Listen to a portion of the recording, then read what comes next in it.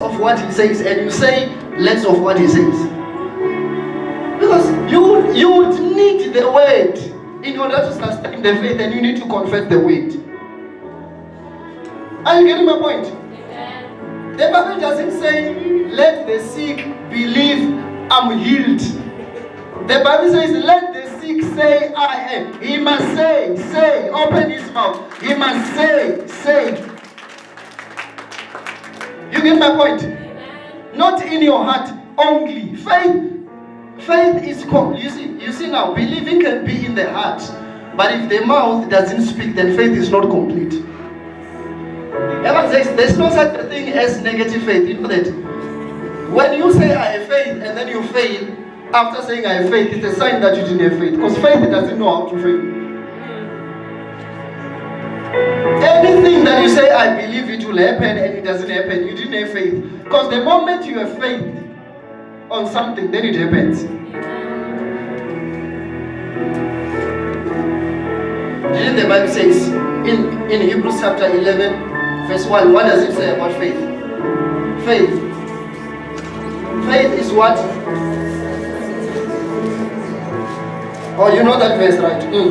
Read. Now, faith is the substance of things hoped for. Notice that the verse starts by now.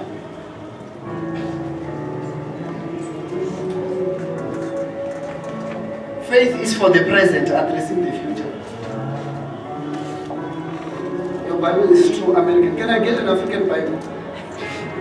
Yes. Faith is the confidence that what we hope for will actually happen. So faith is the confidence that what we hope for will actually happen. So if you say I have faith, then it doesn't actually happen, then you didn't have faith.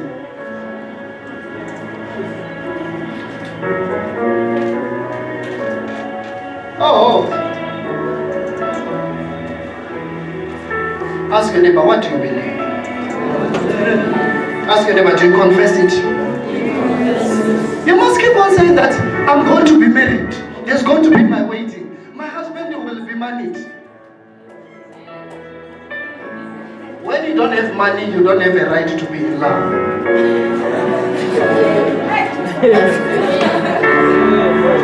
I repeat, if you are broke, you are qualified to love Jesus. Only leave the sister alone.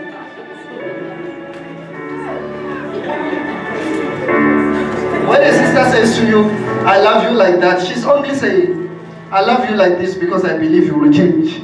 I know you don't have money, but when I look at you, I think in the future you will have it. So I love you. That's what she's saying in her heart. You can't keep on not having the money.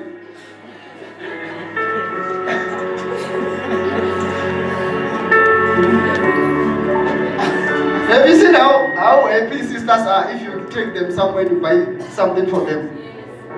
Have you seen that joy? So you want to deprive her from that joy because you want to stay without money, and you claim that you must be loved like that.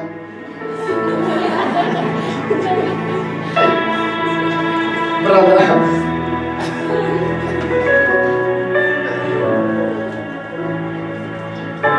How do you know if you are supposed to be singing? If your Capitec bank account is minus 173, I'm here to tell you.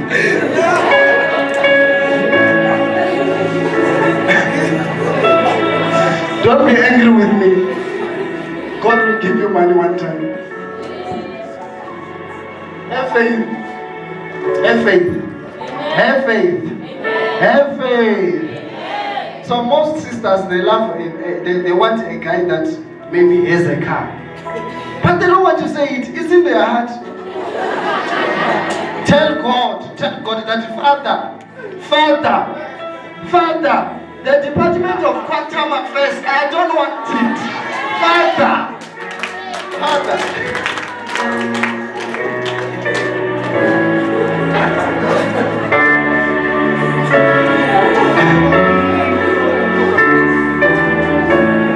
And we go to the taxi rank and we fight with your partner, and you're busy telling us that I don't take this Super 16. I take a Quantum.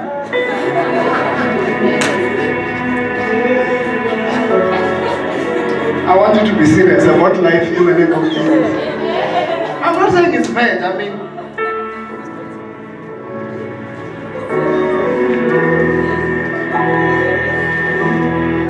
I was in the taxi. I don't know if that was last week. I can tell you it was nice. Although I had no problem, but it was nice. Have faith. Amen. Tell anybody, believe it and confess it. Believe it and confess it. Look at this. This is very powerful. Do you know that where you are now in your salvation is just a relationship between what you have believed and what you have confessed? That's why you say, Lord Jesus, come into my heart. Already is in your heart, man. I believe you have died for me, but your mouth must say it. Then that's why today you are still praying. So think about the other things if you have believed them as well and you have confessed them. Let me show you something in the Bible, right? I'm just going to read random scriptures. Romans chapter 1. Romans chapter 1. Romans chapter 1. Romans chapter, how is it? Romans chapter 1 verse 1. Read for me. Paul, a servant of Jesus Christ, called to be an apostle. Who's writing this Romans? It's Apostle Paul. Read. Separated. Read verse 1. And then you all believe it's Paul writing. Read verse 1. Paul, a servant of Jesus Christ. So who's writing that? It's Paul. So Paul is writing that Paul, a servant of Jesus Christ. And what is he writing as well? Called to be an apostle, separated unto the gospel of God. Do you all believe this is Paul who wrote this? Can I hear your amen if you believe? Amen. Thank you. Some of you, since then, you don't have faith, you only believe, you are quiet. People who believe something and they don't have faith, then even when you ask them, in their heart they agree, but their mouth can't agree. It's the absence of faith. Let us read 1 Corinthians chapter 1, verse 1. Do you believe it's Paul that wrote 1 Corinthians? Are you there? Read Sachi. Paul, called to be an apostle of Jesus Christ through the will of God. So do you believe it's Paul writing here? Amen. What is he trying to prove here? Read what he says here. Paul, He agrees that I'm Paul. called to be an apostle. He agrees that he's an apostle. You will never be effective in your calling until you agree and confess it with your mouth. And that is not pride. I've heard this silly language in these days of, if you're a prophet, why are you telling us that you're a prophet? Because I am. Amen. And I believe it, and hence I'm telling people I am. Why do you think I'm very humble when I'm refusing what God has made me to be? Paul, a man who was more effective than any other man in the Bible. He writes, Paul, an apostle of Jesus Christ. Okay, let's try 2 Corinthians chapter 1, verse 1. You've got to confess what you believe God has made you to be. Talk it out. Hey, I'm humble. Hey, I don't want to present myself. Maybe it is just not in you.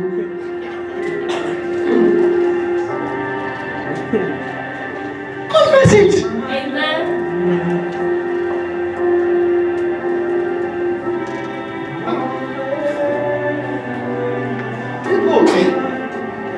People who can't even prophesy will be even telling people that, why are you calling yourself a prophet? Why don't you just prophesy? But you don't call yourself prophet and you don't prophesy. That's where the problem is. And you don't call yourself prophet and you're not able to prophesy. But you are telling me to stop it, but I can prophesy. I'm calling myself, but I can prophesy. Why don't you leave me alone? Because you keeping quiet didn't do anything for me. God will never use you in a calling you don't believe you have. And once in a while, you should tell us what God has made you to be on the inside. Yes. Yes. Confess. Do what? Confess.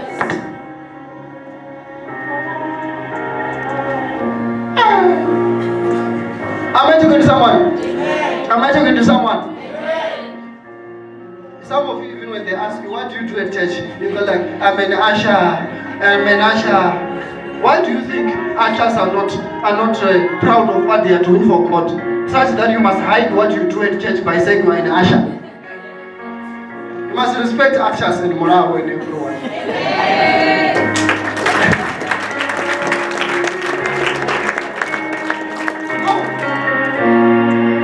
What you have never said will never happen in your life. That's why you must keep on saying goodness and Mercedes Benz. Surely, goodness and... When I see statements like this at church, they feel like I'm not holy. It's okay, you know will follow you. I don't have a problem. Confess. Confess. Confess. And you begin to confess. You begin to confess. And you tell your brothers and sisters that my destination is not Mukuku. Yes. Yes. Yes. Yes. I was telling my sons at those ones, I said, because some of them they stay at Mukuku, I told them that the next time you find a place, although you don't have enough money, you get a room. After a room, you get 3 rooms. After 3 rooms, you get a flat. After a flat, you get your own upstairs. Yes. And they must tell one another, and they must tell the landlord of the Mukuku that I am moving forward. I am moving forward. When the landlord tells him, hey, there's another Mukuku, he said, hey, this is the last Mukuku I'm doing. I'm going to a room. You get my point? You get my point? As for me, I'm fully persuaded that anything that is not goodness, anything that is not Mercedes Benz, must stop following me. I'm fully persuaded. And I mean it. I mean it. Sony must follow me. iPhone must follow me. Not Motorola.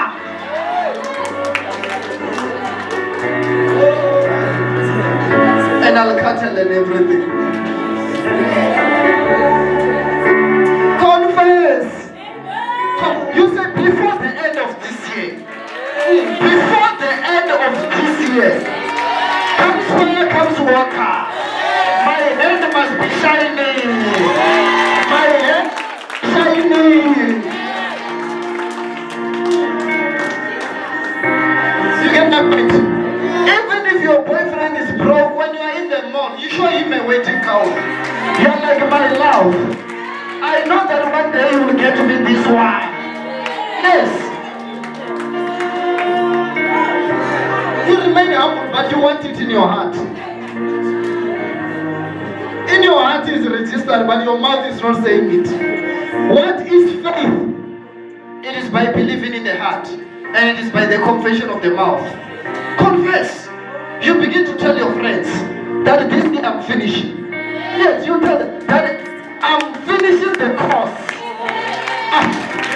You tell them. You tell them. You send your friend a message. You say, my friend, I'm not coming today. I'm going to the library. Pelamin, I'm finishing this year. Pelamin, I'm finishing this year. Oh, you must start doing it. You tell even the lecturer when you go to him for those consultations, you tell him that the reason why I'm here is because I'm finishing. Tell him that I've been here way too long. I'm going. Please teach me, sir. Teach me, sir. When you are done, you say to him, so don't you have another hidden information? Because I mean, I'm finishing. I'm very serious. You see these small pages, I'm finishing. I'm going to the library to finish them now. Give me extra details. You say it with your mouth. Your mother calls you, my daughter, when are you finishing? You're like, hey. We will see.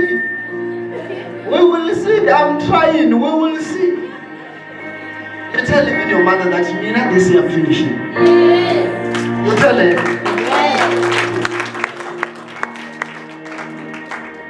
Faith is believing and confessing. Look at the neighbor and say, this year I drive. Comes fire, comes water. This year I drive. This year I drive.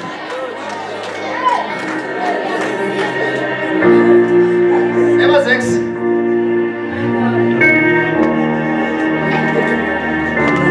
As a young man, I was told that I have faith and go to a person and say, you demon, get out. And I went, I said, you demon, get out.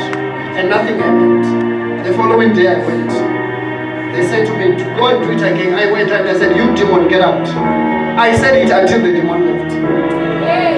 Well, when I said it and nothing was happening, I was like, I know you are going, you demon. You will go. I was never discouraged. Are you know what I'm saying? Some of you, it's not like you can't heal some people. You keep quite easy. And the devil has an attitude of not responding at your first word. Now tell him until he's tired. Until he's sure that this guy believes it. I'm telling you, that's why you cannot come around me with a condition that remains the same. Because I'm going to tell you that you will be rich until you are rich. Yes, you need to be rich. You have to be rich. There's nothing painful like knowing you are left with 20 rands. And that's your last 20 rands. Even when you are praying, when you know you have 20 rand and it's your last 20 rand, and you are praying, you are looking at it here, and you are praying. Even what you tell God, even God, He feels you. My child, I pray for you. May you enter a life of abundance. God provided for you. The second thing that pleases the Lord is in Romans chapter 8 verse 8. Let's read it. I was telling you about things that pleases God, and I told you it's faith. If you want to make God happy, have faith. Have faith. And faith is positive. There's no such a thing as negative faith. You can't say I want to die and you call that faith. That's fear. And you fail test 1, then you feel like you can jump from here. You jump down there. That's fear. Have faith that test 2 I get total. Yes. Faith is positive. Romans chapter 8 verse 8. Let's read. So then, they that are in the flesh Yes. cannot please God. So they that are in the flesh cannot please God. So what is the opposite of that? Them that are in the spirit can please God. Amen. If you want to make God happy, live in the spirit. If you want God to be happy about you, allow the Holy Spirit to lead you. Live in the spirit. Live in the spiritual realm. Speak in tongues. Even in amphitheater, speak in tongues. Yes. You speak in tongues.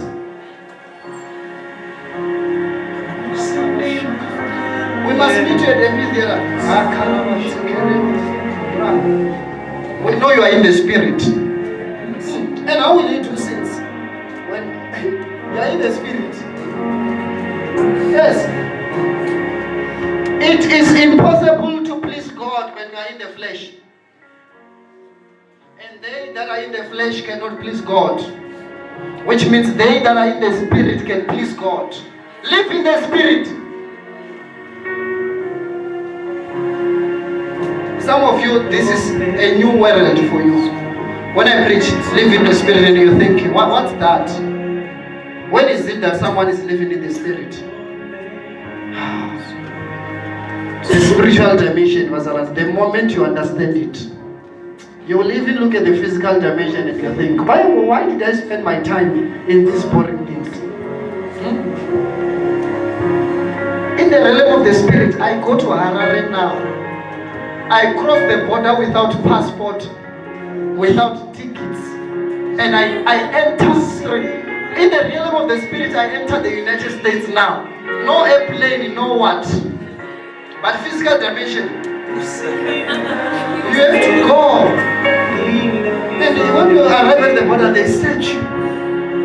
They search everything.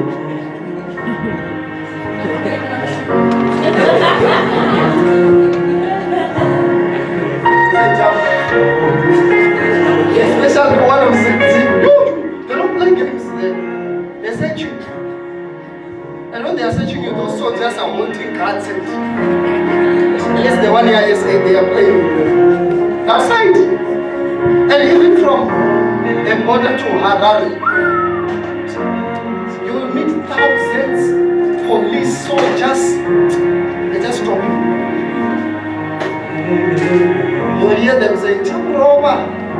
Then you know they say, "Stop one." But I'm saying in the realm of the spirit, there are no boundaries. There are no boundaries. Haven't you slept and you are home? You dream you are home. You see your mother. Without going into a text, you just sleep. You are there with your mother. In the realm of the spirit. So imagine if your mother was spiritual as well. You could even talk in the spirit. And you could call her and say, yeah, let's discuss what we're discussing in the spirit. A realm of the spirit.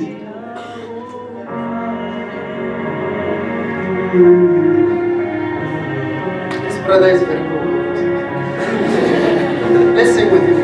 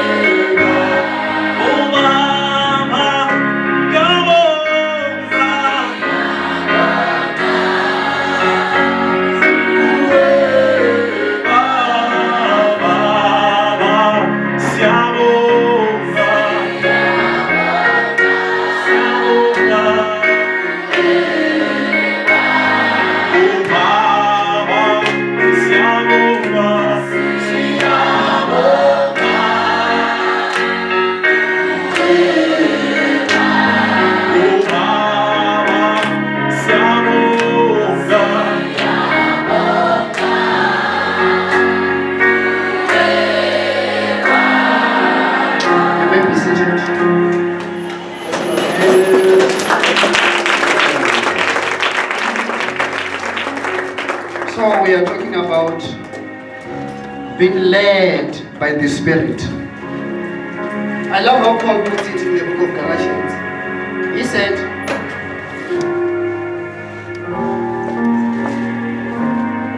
live in the Spirit.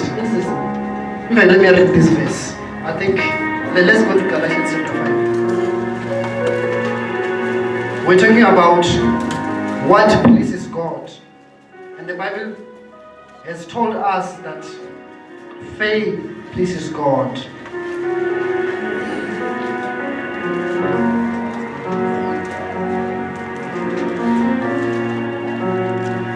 Okay, verse 25. Galatians chapter 5, verse 25. It's a very important verse, this one. Read like we're in the tent.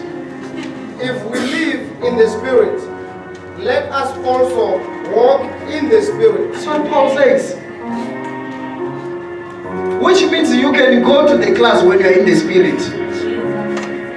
Because some of you are now starting to think, oh, okay, If being spiritual pleases God, it means that I'll have to be spiritual.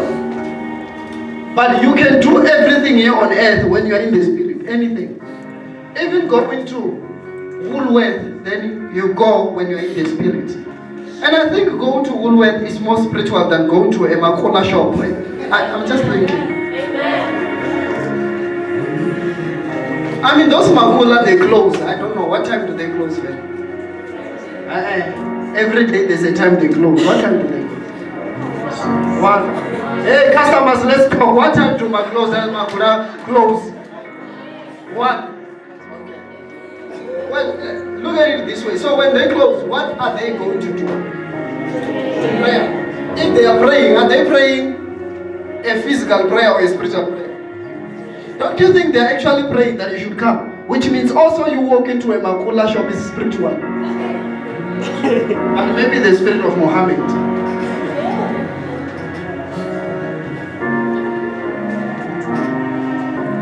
I remember my wife, she said, "Hi, I want water." I said to her, "Where?" She said, "Here." When she was entering me, I heard this other smell. I said, "No, I have allergies."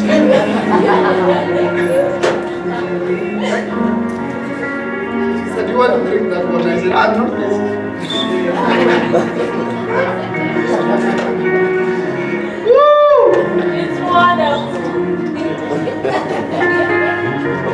Who's hearing what I'm saying? Amen. Live in the spirit and walk in the spirit.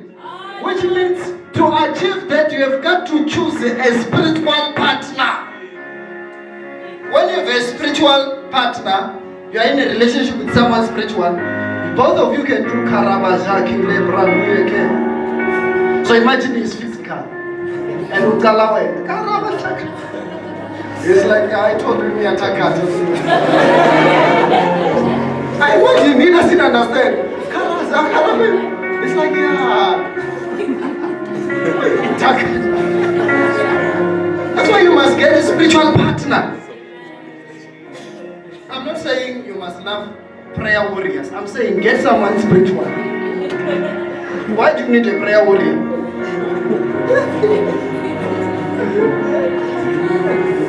I need a prayer warrior. For what? Because you can pray yourself as well. Prayer warrior. Monday in the morning I wake up, I want us just to go to the mall. Buy a tablet.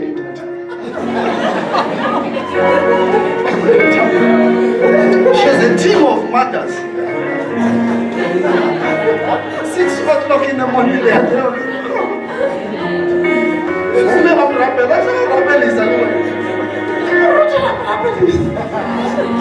And I'm sleeping then I'm thinking, what did I get myself into? Yo, prayer warriors. Well, I know Apollos would prefer.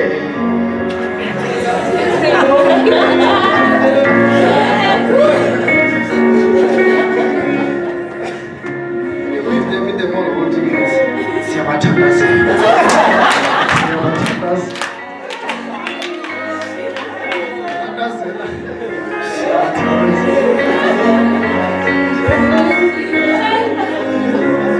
They are powerful. Being spiritual pleases God. Haven't you heard in the book of John, chapter 4, that God is a spirit, and they that should worship him should worship him in truth and in spirit. Read that verse so that I show you something. John chapter 4. Being spiritual pleases God. Which means, how do you see if someone is in the spirit? Is he a worshiper? My daughter, when someone has a crush on you, then you find out, because they have a funny way to look at you, those that have crushes on you. Every time you are not looking at them, they are looking at you. And every time you look at them, they look aside. It's a crush. Even a song to advise I saw. Because when I'm standing here, I see them. Then you will make an appointment one-on-one with me. And my father got your visions. I'm like, oh wait, now they crash Malaka. Get crash. How the days of crashes.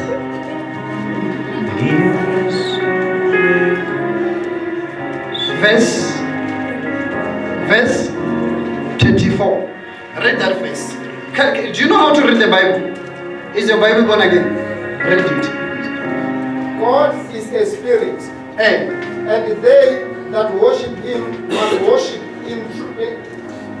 worship in spirit and in truth. Okay, let me read the verse for you, the correct way that it is written in my Bible.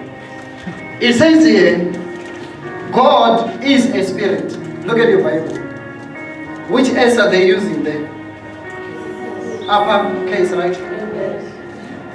And the other S there is not the S they used for the one that they say God is a spirit. Can you see that in the Bible? Which means they are talking about two different spirits there. That when they say God is a spirit, this S is the very same S of the Holy Spirit. Then it says, and they that worship him must worship him in spirit. In spirit. Don't you think that this verse is making this spirit more of a location? Because it says, God is a spirit, not like a location. God is a spirit, his whole being is spiritual. But they, which means already you are physical, they that shall worship him must come out of the day and enter the spirit. Amen. To worship. It's a location, it's a place. There's a place you enter, then you begin to qualify to worship the Lord. There is a place called the truth and the spirit. And this spirit we are talking about, we're not talking about the Holy Spirit. I told you, I said when God was creating everything in the book of Genesis, he said it's beautiful. He was creating things and worshiping himself because there was no worshiper yet. And he made men so that men may become a worshiper. Then he says, men must be in our own image and in our own likeness. So that when God makes things, men will begin to worship God. Listen to me.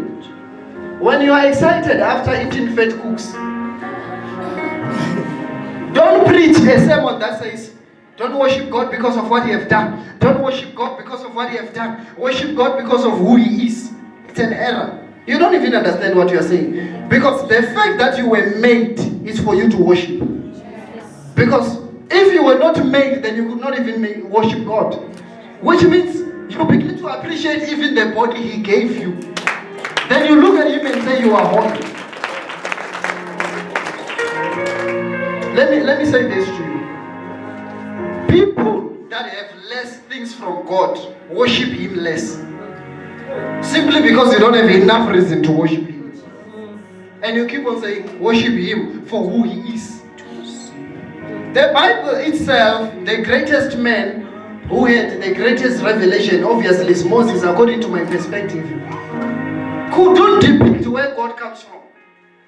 So when you say, worship him for who he is, even the Bible doesn't explain where he comes from. Because it says, in the beginning, God. It doesn't tell you where he comes from. So how can you worship him for who he is? Because the Bible doesn't fully explain who he is. It only explains creation. Which means creation should be the reason why we worship him. When you see the rain, when you see the snow, when you see the mountains, when you see the birds, you begin to see the wonder of who he is.